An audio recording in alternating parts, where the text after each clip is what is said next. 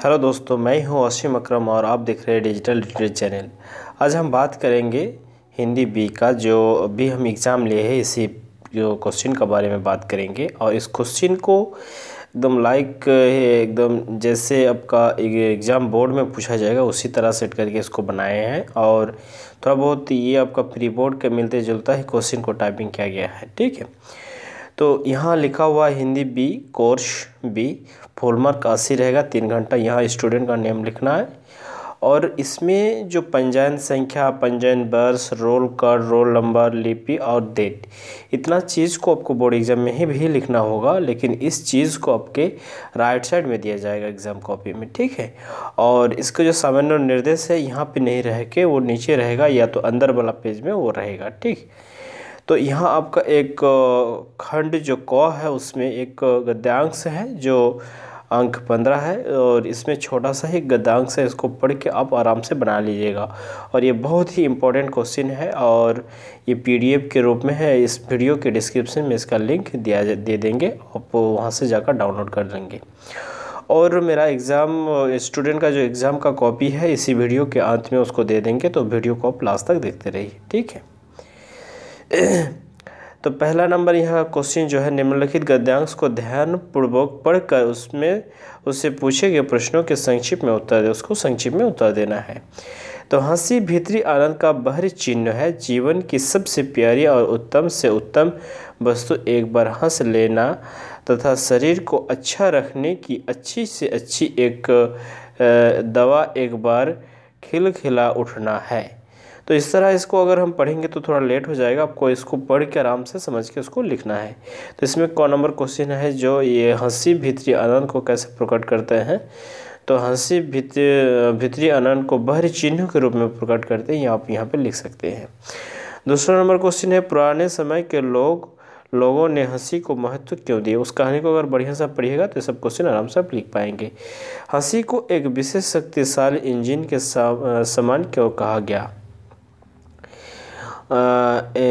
Henry Clarks और डेमोक्रिट के उदाहरण से लेखक क्या स्पष्ट करना चाहते हैं। यहाँ दो लेखक का नाम लिखा गया है, दो आदमी का नाम है। एक को जो पहला आदमी है वो कम जीवित थे, यानी वो सिर्फ वो काम ही करते थे, और दूसरा जो लिखा वो खुशहाली रहना चाहते थे, इसलिए वो बहुत दिन जिए थे, 109 वर्ष।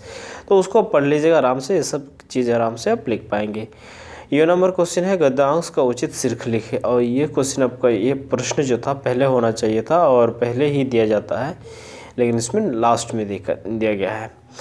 2 नंबर में जो होगा, निम्नलिखित गद्यांश को ध्यानपूर्वक पढ़कर उसमें पूछे गए प्रश्नों को संक्षिप्त में उत्तर दे। यहाँ आपका एक कविता लिखा गया है, इस कविता को आपको ध्यानपूर्वक पढ़ने के बाद यहाँ जो उसका क्वेश्चन का आंसर है, ये आंसर देना पड़ेगा आपको। ये हो गया आपका खंड क हो गया। ठीक है, अब खंड ख जो है, यहाँ से भी आपका व्यवहारिक व्याकरण रहेगा, 15 अंक रहेगा। और इससे पहले जो खंड क था उसमें पहला क्वेश्चन में आपका 10 अंक था, और दूसरा क्वेश्चन में आपका शायद यहाँ तो 5 मार्क्स था। ठीक है, तो यहाँ देख लीजिए, उत्पत्ति की दृष्टि से शब्दों के भेद को एक उदाहरण सहित लिखे। जो शब्द उत्पत्ति की दृष्टि से शब्दों के जो भेद है उसको उदाहरण से लिखना है।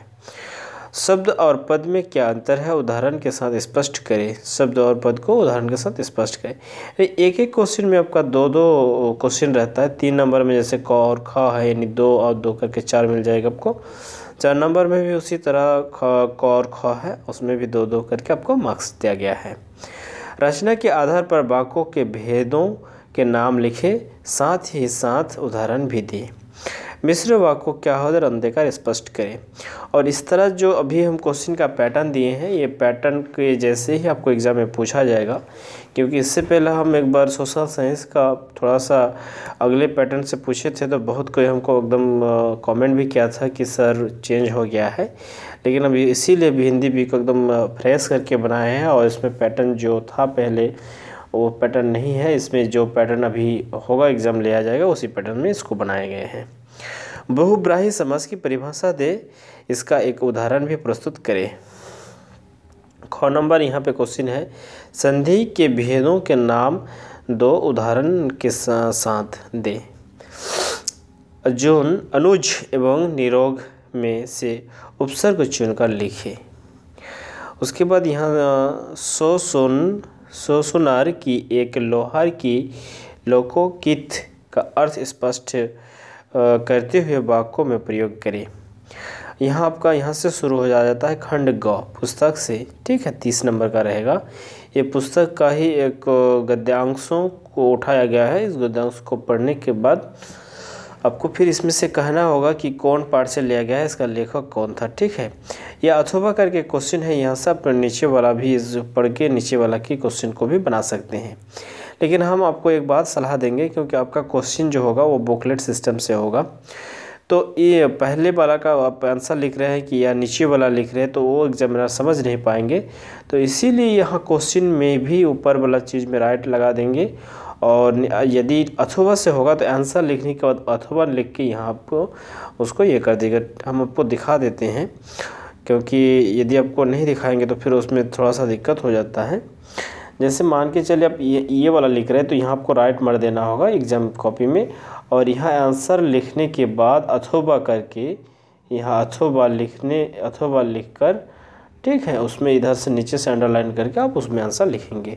तो क्या होगा, इस तरह से एग्जामिनर को समझ में आएगा कि नीचे वाला लिखे हैं स्टूडेंट या ऊपर वाला लिखे हैं, ठीक है। तो अब हम लोग चलेंगे नीचे। 8 नंबर जो है ये आपका किताब से ही प्रश्न पूछा गया है। इसमें प्रश्न के उत्तर देना है, और उसमें 4 प्रश्न हैं, और चारों प्रश्न में आपको 2-2 मार्क्स करके मिलेगा। बड़े भाई साहब ने ज़िंदगी के अनुभव और किताबी ज्ञान में से किस और क्यों महत्वपूर्ण कहा। फिल्म निर्माता के रूप में शैलेंद्र की विशेषताओं पर प्रकाश डाले। गिरगिट कहानी के माध्यम से समाज की किन विसंगतियों पर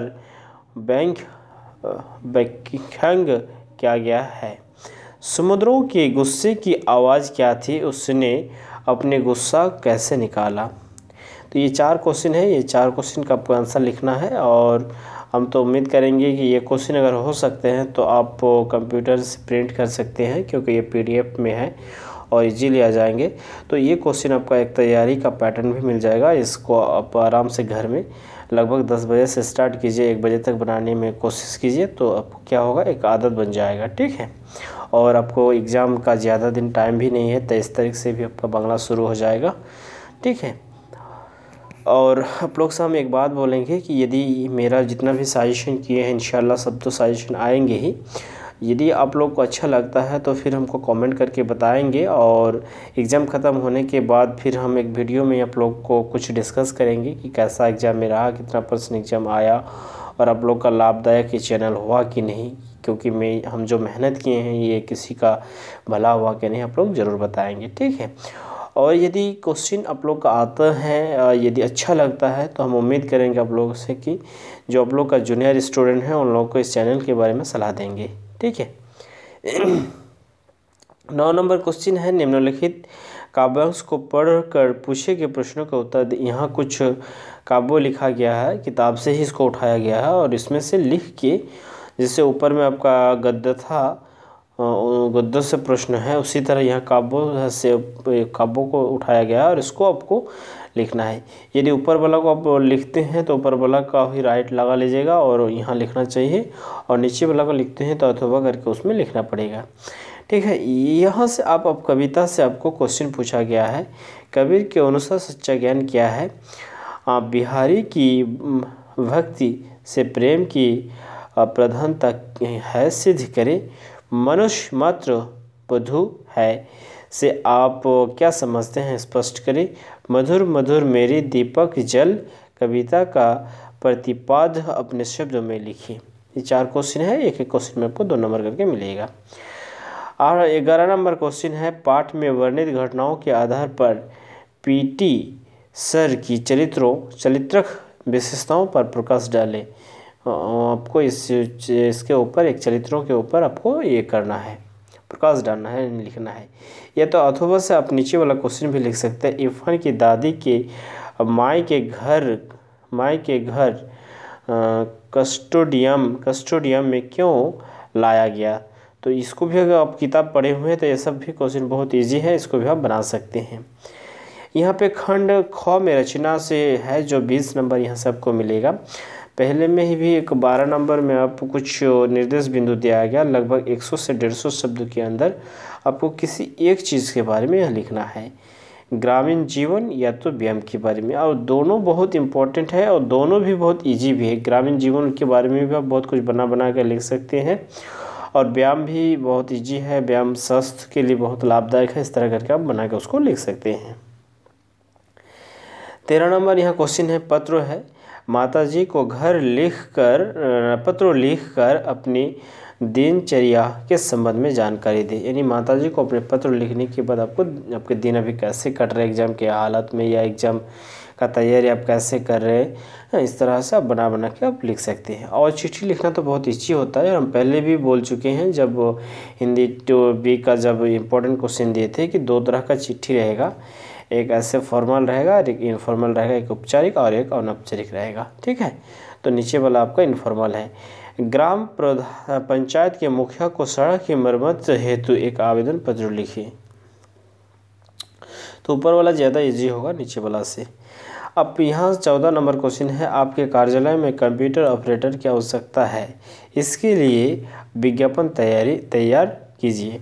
यानी मान लीजिए आप किसी ऑफिस में है या किसी कार्यालय में है और उसमें आपको एक ऑपरेटर के रूप में है या जो भी पोस्ट में है और आपको वहाँ कंप्यूटर ऑपरेटर और आवश्यकता है, तो उसके लिए विज्ञापन निकालेंगे तो क्या कैसे लिखेंगे? तो सुखबर जैसे होता है सुअवसर करके लिखा नहीं जाता है हैंडबिल या विज्ञापन, उसी तरह को आपको लिखना है। पानी को शुद्ध कर पीने योग्य बनाने वाले उपकरण का निर्माण करने वाली कंपनी की ओर से एक विज्ञापन तैयारी करें। ये कंपनी से विज्ञापन है और इसके ये ऊपर वाला आपका ऑफिस से विज्ञापन है, ऑफिस से।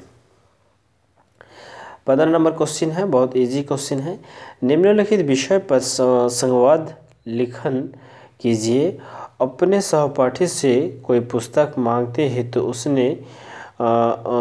उससे होने वाले संवाद को लिखिए। संवाद का मतलब होता है जब वार्तालाप, यानी जब आप किसी से वार्तालाप करते हैं तो किस तरह लिखते हैं, तो उस तरह। जैसे हम लोग जानते हैं कि टीचर और स्टूडेंट में हम लोग अंग्रेजी में वार्तालाप करते हैं, जैसे पहले टीचर बोलते हैं व्हाट इज़ योर नेम, तो फिर स्टूडेंट बोलते हैं माय नेम इज़ फल्ला।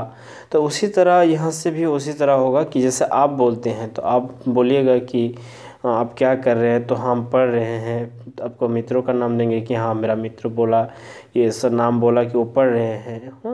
और फिर कौन सा किताब पढ़ रहे हैं, तो फलाना किताब पढ़ रहे हैं, तो ऐसा किताब पढ़ना अच्छा है तो थोड़ा सा हमको देना, हम 2 घंटा पढ़ेंगे ये ऐसे। तो ऐसे जो वार्तालाप होते हैं उसी को दूसरे के नाम से, या 3 आदमी है तो तीन तरह का नाम दे देकर वो हम ये बोले फिर वो ये बोला, ठीक है। तो इस तरह करके जो ये होता है उसी को वार्तालाप कहा जाता है या संवाद कहते हैं। तो आपको 15 नंबर से क्वेश्चन लास्ट होते हैं, तो इस वीडियो में यहीं तक हम रखेंगे क्योंकि वीडियो बहुत लंबा होता जा रहा है, आपका लगभग 13 मिनट से ऊपर हो गया है। और आपको आंसर फेसबुक पेज में चले जाइएंगे, फेसबुक पेज जो दिए थे उसमें हम स्टूडेंट का कॉपी को फ़ोटो करके उसमें दे देंगे, और यदि हो सकता है तो इस वीडियो के डिस्क्रिप्शन में भी उसका लिंक दे देंगे। तो जो लोग वीडियो देखें उन लोग को बहुत बहुत धन्यवाद, और हम उम्मीद करेंगे कि ये वीडियो आप लोग को पसंद आए हैं। यदि पसंद आए हैं तो लाइक कर देंगे, और किसी को अगर किसी के पास नहीं पहुंचा है आपके दोस्त या फ्रेंड तो उसको पर ज़रूर आप पहुंचा देंगे।